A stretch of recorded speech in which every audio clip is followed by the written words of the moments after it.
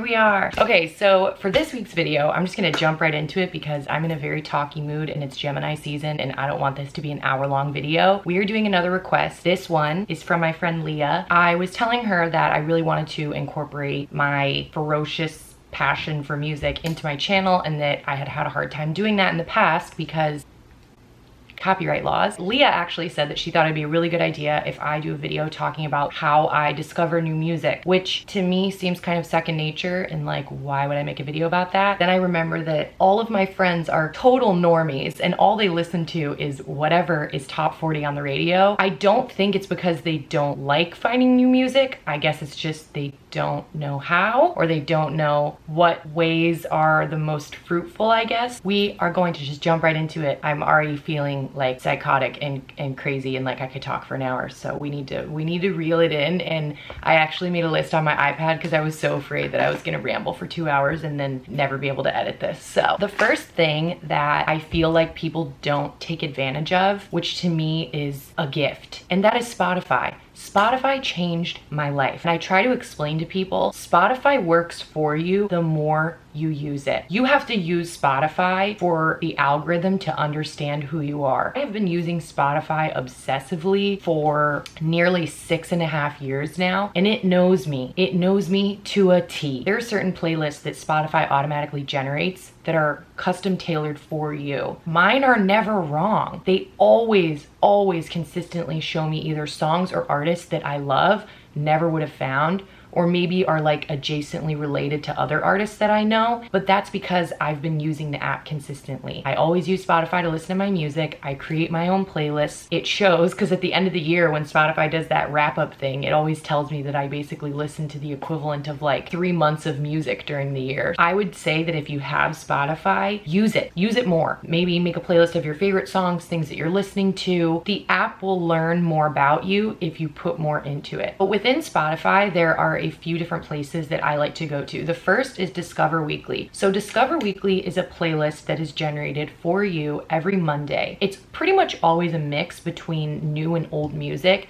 that Spotify thinks you will like based on the music that you already listen to. Other songs by a band that they notice you like, or maybe an artist that was in a band you like and is now solo, or something that's a bit older that sounds like something you listen to now. So that's Discover Weekly, and that comes on Mondays. The other playlist is Release Radar. That comes out on Fridays.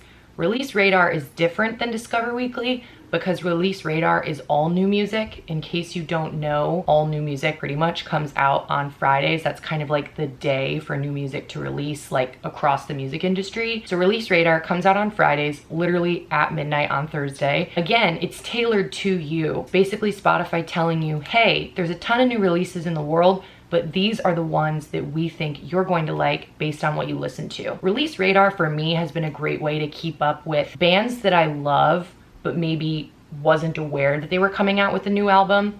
With someone like Harry Styles, obviously I know when Harry Styles is coming out with a new album, but with another band like Joywave, for example, I absolutely love Joywave, but their latest album, I don't follow them on socials. I had no idea that it was coming out, but it appeared on my Release Radar one Friday, so that's how I knew that's something for me to dive into. The third way that Spotify helps you out in discovering new music is going to be in the suggested that comes below a playlist that you make. I would say that I make a playlist on average about once a month. As you start to build it, when you get to a certain point, like maybe after you've added 7 or 8 songs, Spotify starts to suggest things that are similar that you might consider adding to the playlist. And for the most part, I've always found that to be pretty correct.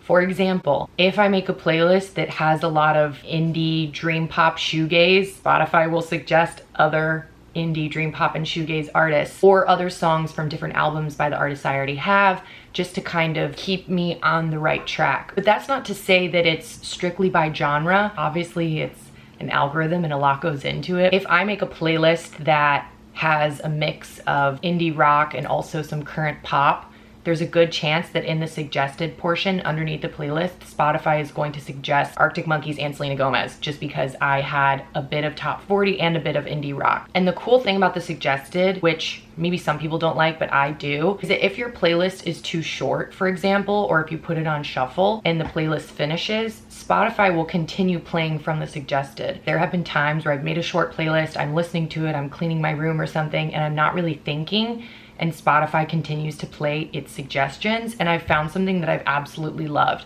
and it stops me in my tracks, and I want to know what it is. I go over and I save it and I add it to my playlist. One of my favorite artists of all time is Grimes. I don't think this is a secret. If you follow me on Instagram, then you definitely know that. Any artist that you really, really like has an artist radio. Even smaller artists do. Definitely any of the bigger ones. You go to their page, you select their artist radio, and it's basically a selection of either artists in the same genre or influences or other artists that they've collaborated with. Artist radio, a gift, okay? Again, it's one of those things that I'll put on my artist radio for whoever I'm in the mood for. I don't know, LCD Sound System, No Doubt, Yeah Yeahs, whatever, Miley Cyrus, it's totally up to you.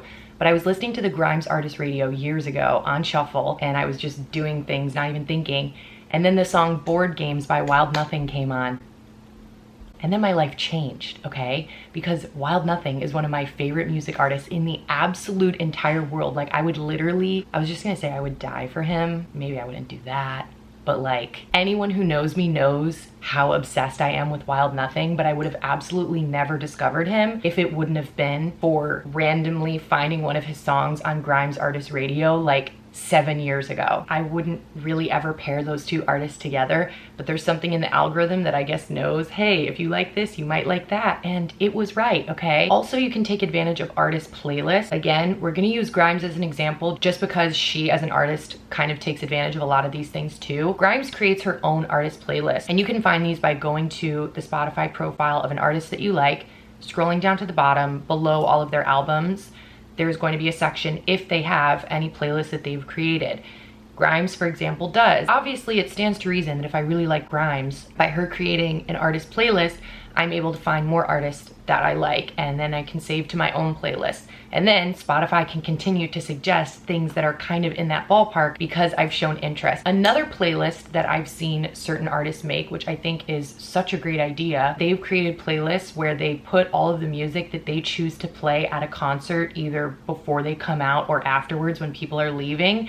And I've found that has been such a cool resource for music. For example, there is a French song that I really like. It's like a French kind of bedroom pop song. It's really cute. Out of curiosity one day, I went to go look at the artist profile and see if they had other songs that I might like. I speak French. I thought maybe it would help me learn more. I remember scrolling down to the bottom of the page and finding that they had a playlist where they had compiled all of the songs that they play before and after some of their concerts. And there I found this great resource of all of these really cool French artists that people in France were listening to, and then I was able to add that to my French playlist, and then I was able to give it to my friend Dulcie when she was looking for French music to listen to. So I just think it's really cool that Spotify has so many different little places that you can go. I know I've said it, I'm gonna say it again. The more you use Spotify, the nicer it is to you. Just be honest. Be honest about what you like and what you listen to. Create your playlist, heart something if you like it. I promise, if you know where to look, Spotify will reward you. Moving on to another app is Shazam. Guys, I love Shazam. For someone who used to have a note in my BlackBerry where I would type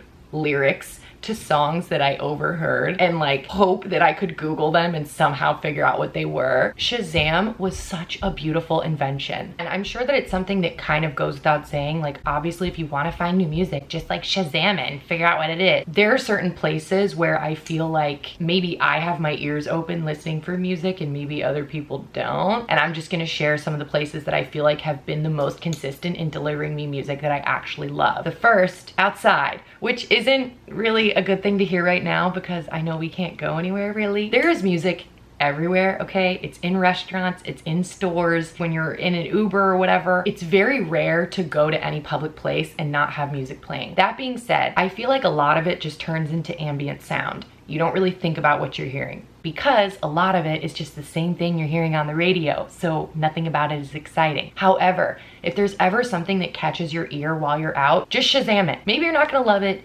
whatever. just Shazam it. You can always look at it later, okay? One of my favorite songs that I DJ'd all the time last summer is called Paris is Burning by Lady Hawk. I will never forget that I found that song because I Shazammed it at a Forever 21 when I was in high school at a crappy mall outside of Chicago. I don't know why I will never forget that, but like I won't, because that's exactly what happened. And this is probably an embarrassing story that I shouldn't tell, but I'm going to anyway. When I first started going out with my best friend Nico during college, we started going to Electric Room. We both really liked the DJ. So he was playing stuff that we really liked and hadn't heard a lot of, at least not in the New York club scene at the time. And Nico would be like, go ask him like what that song is that's playing. And I was like, I'm not doing that. No. And I feel like that would bother him and I'm not gonna do that. Fast forward like 5 years and I'm friends with that guy, so that's kind of funny, but something back then told me like, that's really dorky, don't go ask him the names of the songs. So what Nico started doing, because I refused to speak to the DJ, is he would put his phone on Shazam and then he kept it in his pocket for the entire 4-hour, 5-hour period that we were out every night,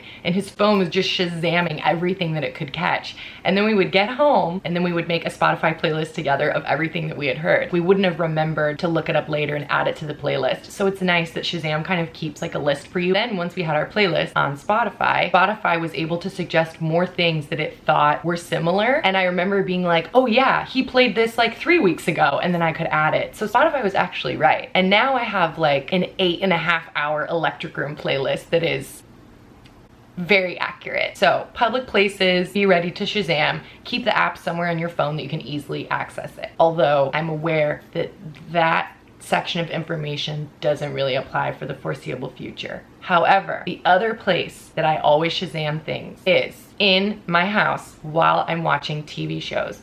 I find TV shows to be a better source of music than movies. I actually spoke about this in an interview that I did with an online magazine last summer about DJing, and they asked me where I got my inspiration from or something like that. I really feel like such a huge chunk of my music library that I love came from Josh Safran and Alexandra Patsavas. They're a team that were behind the music on TV shows like The OC, Gossip Girl, Chuck, which was a show I loved. If I had to look back over a television show that I feel like contains most of my favorite music, it would be Gossip Girl, regardless of whether I like the show or not. Yeah Yeah Yeahs, LCD Sound System, No Doubt, Sonic Youth. And I was one of those people that kept a playlist, a running playlist throughout the entire series. I would either Google or Shazam every single song that I heard on that show, and then do the same thing once I got the DVDs and make sure that I hadn't missed anything. The same thing with Chuck. I remember finding one of my all-time favorite songs, Challengers by the New Pornographers. I heard it on Chuck. I had never heard that song before, and now it's one of my all-time favorite top 10 songs. I'm not really a big Twilight person. I read the books, I saw the movies, but like I have my hands full with other cinematic universes, honestly. But no one can deny that the Twilight soundtracks were fire. They were so good. But that's because the person who was in charge of curating the music is amazing. Have your phone ready when you're watching your favorite shows. Shazam away. If you hear something in a sequence and it moves you and it excites you or something cool is happening, that's kind of the job of a music supervisor, is to choose music for certain scenes. So I feel like if you're moved by a scene in a TV show, chances are that the music has something to do with it, and it's definitely worth looking into. Check my notes again. I wish I had ice cream right now. Another place that I get a lot of music from, which I understand is maybe not the best advice to give right now given the current climate, I go to a lot of live shows. It used to be pretty normal for me to go to a concert once a month at the least. Part of that is because of where I grew up. Chicago is a great city for music. I say as I wear a Smashing Pumpkins shirt. Billy Corgan is like our unofficial mayor, basically. Even moving to New York City, obviously there's tons of different music venues. Bands are always coming through New York, so it's really easy to see a lot of shows. I was just raised to kind of be a patron of music. My dad would always say, if you love that artist, let's go see them. Like, why not? And I've seen a lot of artists multiple times. Like, I feel like Arcade Fire I've probably seen the most. So obviously my suggestion is, if you like an artist and you know what you do like, go see them live, chances are you're going to be exposed to more of their catalog than you previously had been. So you're definitely gonna hear some songs that you didn't know before. There's even a chance you might hear a song live that you didn't particularly like on the album, just hearing it digitally for whatever reason, but there's something about seeing it live that speaks to you in a different way. It's happened to me, I'm just saying. But the other thing, and again, I touched on this a little bit earlier when I was speaking about the artist playlist, when you go to see a band or an artist, chances are they're not the only person that you're going to see. There's usually an opening act. Sometimes there's an opener for the opener. There's always music that plays before, and there's always music that plays after. I can't tell you how many times I've gone to a concert for a particular artist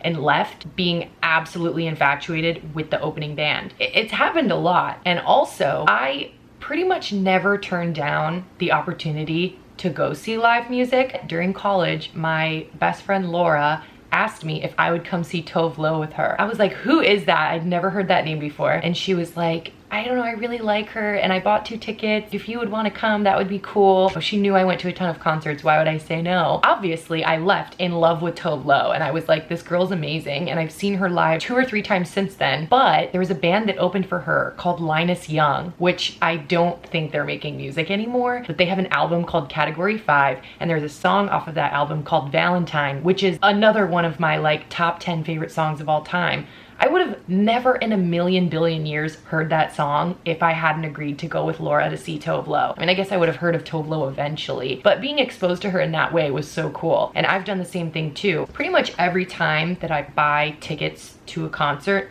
I buy 2. Now granted, I don't do that with artists like Harry Styles. The tickets are like $500 billion. I'm not gonna buy extra just to bring people and hope that they fall in love with Harry Styles. Like, I don't do that. With smaller artists, I definitely do that. I bought 2 tickets to see Wild Nothing back in November, like a couple months ago, and I brought my best friend then. I bought 2 tickets for his next show that's gonna be in December. I'll bring somebody then. Now, the tickets are like $30 each, sometimes less than that, and I feel like that's a great way to expose people to music. If you're on the receiving end of that and you get an invitation to go see some live show, why not take it? And I'm not just saying that like, oh, it might happen. Like, this happens to me all of the time, but it's because I put myself in those situations. I go to live shows. I say yes when the opportunity to support music and artists arise, you know? I guess that segues pretty well. I mean, if you think about it, a lot of these things are related. Find music from people that you love. I feel like that's my thesis of this whole video. Music is everywhere. Go to places that you love, whether that's stores, restaurants, clubs, bars that you love, TV shows that you love, other artists that you love, or people in your life that you love, and good music will be around them, I promise you. Some of my favorite music has been either discovered when I'm with my friends that I love and I care about, and I want to share that with them too. Obviously, I have a really decent music foundation from the stuff that my dad raised me on. Like, music is my love language. If you send me songs, if you send me a playlist, like, there's nothing better than that for me. Keep your money, keep your present,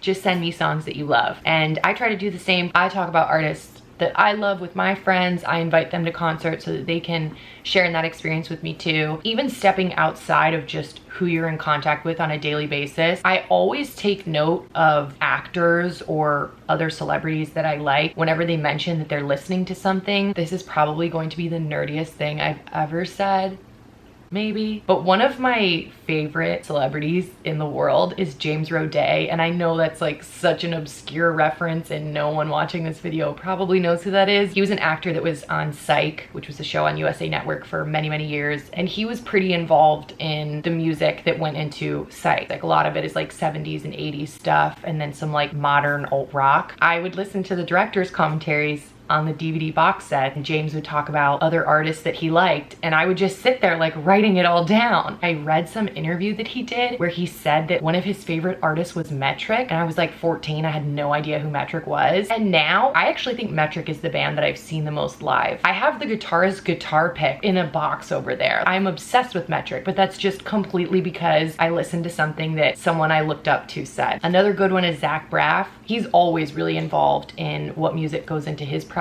Scrubs had some of the best music. Also, Jack Tatum, who is the man behind the name Wild Nothing, he's been doing this really cool thing during quarantine where he goes on Twitch and live streams and basically plays a radio hour of all of his favorite songs and influences. Again, that's someone that I look up to. I already know I like his music, so it stands to reason that I'm gonna like anything he listens to. And it's honestly been the highlight of my quarantine, and it was the only thing helping me figure out what day was what for a really long time.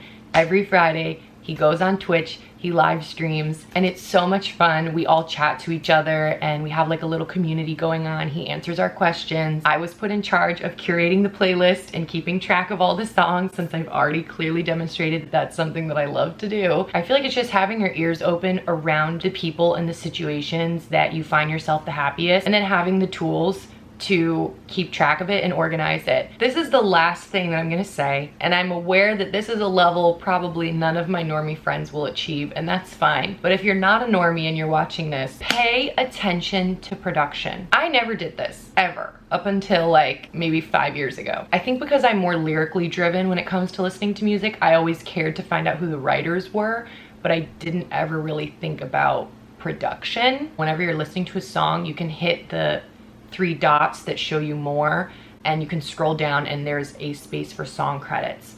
Maybe like 4 or 5 years ago, I was listening to my favorite Arcade Fire album, which is Reflector. I don't know how I noticed this. Maybe it's because I'd just gotten it on vinyl or something, but I realized that it was produced by James Murphy from LCD Sound System, and I never knew that. Like, I'd always known that Reflector was my favorite album, but I never had any idea why. And then once I found that out, it was kind of like, well, of course that's why. And in that singular moment, I remember thinking, I need to start paying attention to who produces what. I have to have a better handle on production. And again, I don't expect the majority of my friends to like give a crap about who produced what, but I'm just saying, the music industry is really collaborative. I guess the easiest kind of comparison I can make is Jack Antonoff. A lot of people like Taylor Swift, a lot of people like Lorde, a lot of people like Lana Del Rey. Jack Antonoff has worked with all of them. That's not a coincidence. The chances are the next time that you hear Jack Antonoff is working on an album with someone, you're probably gonna like it. I know it's not like a sure thing, but there's definitely a chance. There's this song, Essentially, by Japanese Breakfast that I absolutely love, and I would listen to like once a day for 3 months last year. At some point I found out that it was produced by George Elbrecht, and he also has worked with Wild Nothing, and he's also worked with Sky Ferreira, who I love. To me, it feels like something that, again, I don't expect everyone to pay attention to,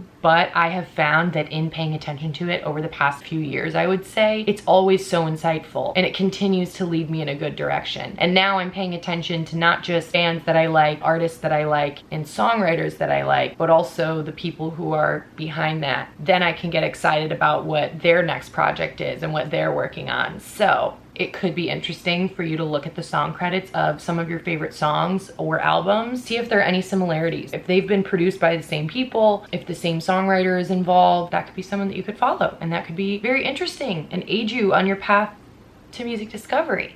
Okay? And again, I'm gonna bring it back to Spotify because I really do think that Spotify is the be-all end-all tool when it comes to discovering new music and fostering an environment where new music can continue to come in like that. I have a playlist of my favorite songs from Gossip Girl, from Chuck, from Scrubs, all the shows that I've mentioned so far. I have a playlist from all of my favorite clubs that I've ever been to and what those DJs play. I have Grimes playlist saved. Beck is another artist that I really like. I know it's kind of random, but I have Beck's playlist saved. Dave Grohl from Foo Fighters, another one of my all-time favorite bands. He came out with a playlist at the beginning of the pandemic, and I saved that. I'm following like LCD Sound System radio, Yeah Yeah Yeah's radio. So I've kind of tried to take all of these sources of music that I find in my real life and keep track of them on Spotify. And Spotify does a phenomenal job of making sure that I continue to find music that is within that wheelhouse. I don't know how they do it, but they expand my horizons just a little bit so that I don't feel completely thrown, like, oh, that's not for me, I would never listen to that. It's just exciting enough that it feels new and it feels fresh. Spotify is your friend. Shazam is your friend. Keep your ears open when you're with your favorite people, in your favorite places, and watching your favorite shows. I hope that this video was helpful. It feels weird to end it now. Nothing that I talked about is really like new information, and like I said, it's so second nature for me that I'm like questioning, is this video even worth being made? But it's too late now. We just filmed for 40 minutes, so it better be. Not wearing this shirt for nothing. I think that's the end of the video. If you feel like this is something that warrants a part 2, let me know. I suppose I have more things that I could say, but I feel like this is a good starting point for people who are tired of always just listening to whatever's on top 40. They want to go a little bit further. They don't know which way to go. Here These are the tools. I'm giving them to you, all right? If you have any questions about anything, of course, leave them in the comments. If there's something I haven't mentioned, some place that you found music that you are really excited about and you think would be cool to share with other people, that's always welcome. Okay, like now my camera battery is flashing, but I was already gonna stop. So that's like really, you didn't have to do that. That's overkill. We were already done. Okay, bye kisses.